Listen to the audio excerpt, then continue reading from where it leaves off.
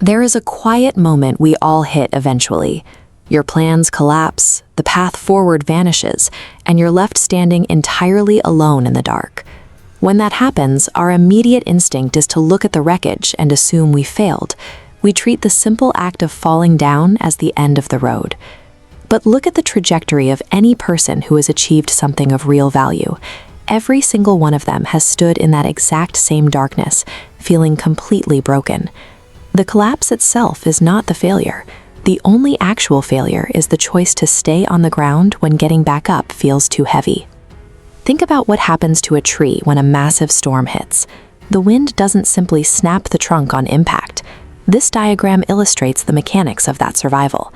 The force of the wind pushing against the trunk actually triggers a biological response, forcing the root system to drive deeper and anchor into denser layers of soil. Humans have the exact same mechanism, though we call it resolve. Adversity provides the specific tension required to stimulate human resilience. To use that pressure, you have to completely reframe how you view rejection. Every failure is actually a foundational layer of soil for your next attempt.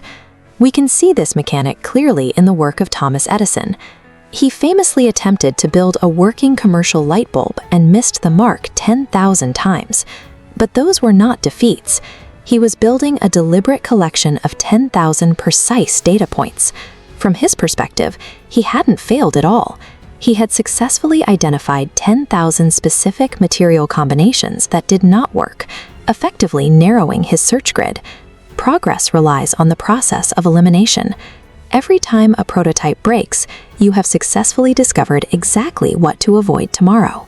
Applying this requires hours of effort, and the most common hurdle is the belief that you will eventually find the time to do the work. You won't. In a busy life, time is never found. It has to be actively extracted. You have to carve it out by choosing long-term growth over immediate comfort. This is why the hours right before sleep are critical. That quiet window is where the reading, the thinking, and the heavy lifting actually occur.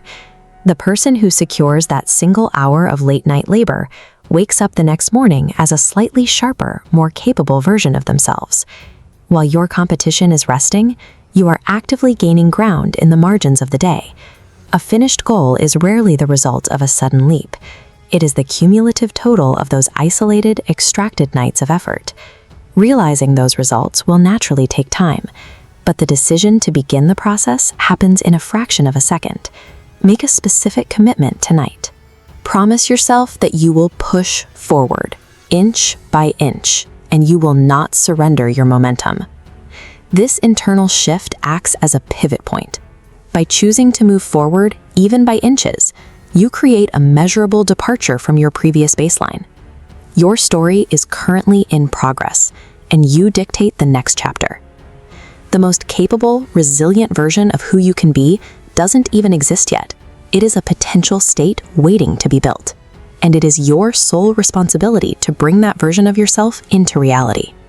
The opportunities around you are sitting idle until you make that transformation. Start with the two most effective words available to you. I can.